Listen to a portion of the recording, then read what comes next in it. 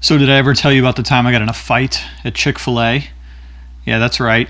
I got in a fight at Chick-Fil-A. Now, I know what you're thinking. It's not a fist fight or anything like that. It wasn't a drag down, takeout kind of a wrestling match where tables and chairs were thrown and waffle fries were flying everywhere. But it was a bit of an argument, and I'll tell you what happened. It was just about a month or so ago. I was having lunch with one of the elders at my church, and Chick-fil-A is kind of a place where believers gather because Chick-fil-A has kind of a Christian ethos to it with the employees and all that.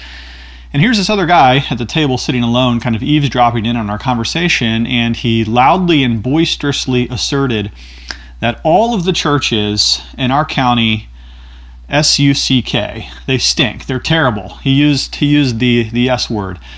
And he said it loud enough that it drew attention, and I wasn't going to let it go. So I engaged in a little verbal sparring match, and this man asserted to me that he is too extreme. He's an extremist Christian, and he is too extreme for the local church because all the churches apparently in our county, S-U-C-K, they stink.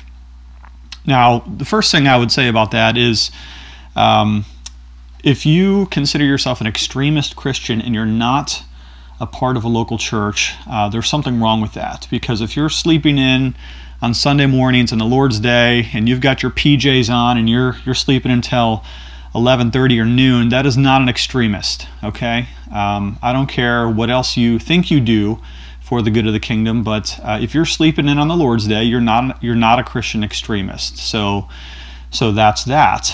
Moreover, his assertion that every single church in our county, S-U-C-K-S, I take umbrage to that because I know all of the pastors in our county, or at least the most of them. We meet together for prayer, even those who are in different denominations. We meet with Pentecostals and Methodists and Wesleyans and Presbyterians and Reformed guys and Calvinists and Arminians and Catholics and Protestants and Lutherans and Anglicans.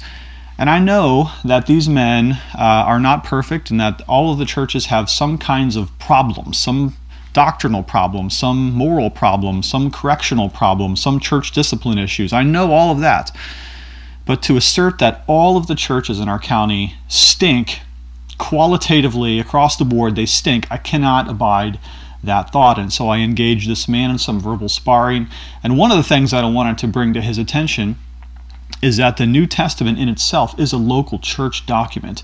It's hard to assert that you are a Christian if you're not part of a local church because so much of the New Testament was actually written to local churches. For instance, look at Galatians chapter 1, to the churches in Galatia. Now, usually what non-church people say is that there's only one church, and that's the Church of Jesus Christ, and that is certainly true, that there is one church that Christ has redeemed with his blood, his people everywhere in all times and places. That's called the church universal.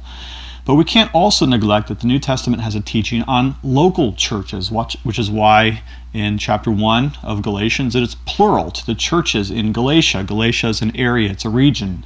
It's not a city, it's more like a regional area. And Paul is writing to the churches, plural, assuming that a local church congregation is called an ecclesia, a church in the New Testament.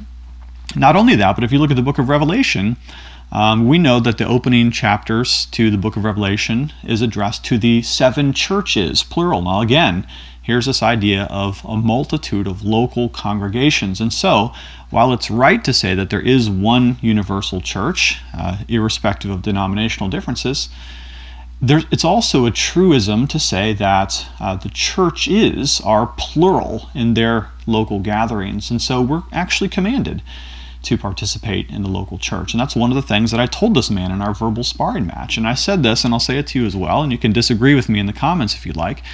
But if you're not a faithful part of a local congregation, you are in disobedience to Christ.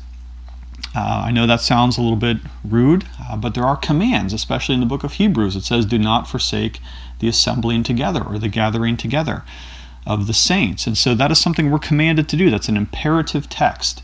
Now, there may be reasons why we wouldn't be part of a church. Maybe you're in prison, or maybe you're on the fringes of the mission field planting a church, or whatever reason you're moving or something like that's going on in your life. There are some exceptions to the general rule. But by and large, we are called to gather together to be part of not only the universal church, but one of the churches of Jesus Christ. All right?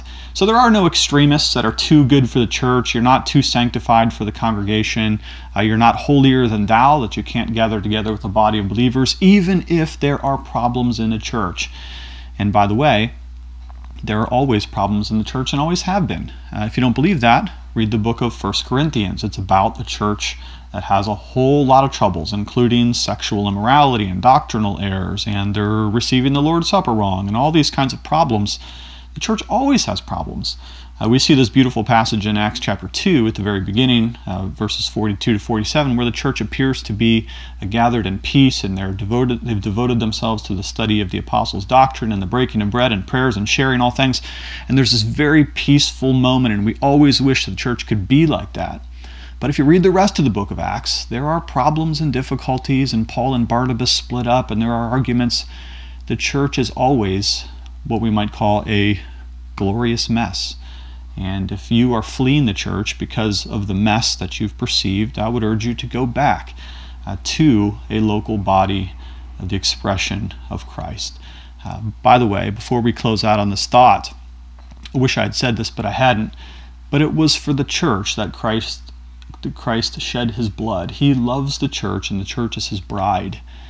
And anybody who besmirches the bride of Christ, for whom he shed his blood, ultimately has some sort of a problem with Christ. In the same way that if anybody insulted my wife across the board, she's this, she's that, she's disreputable, she's disgrace, you would have a problem with me as her husband. And in the same way, if we're willing to say out loud as a Christian believer that all the churches in our county, S-U-C-K, the bride of Christ, that's a problem with Christ.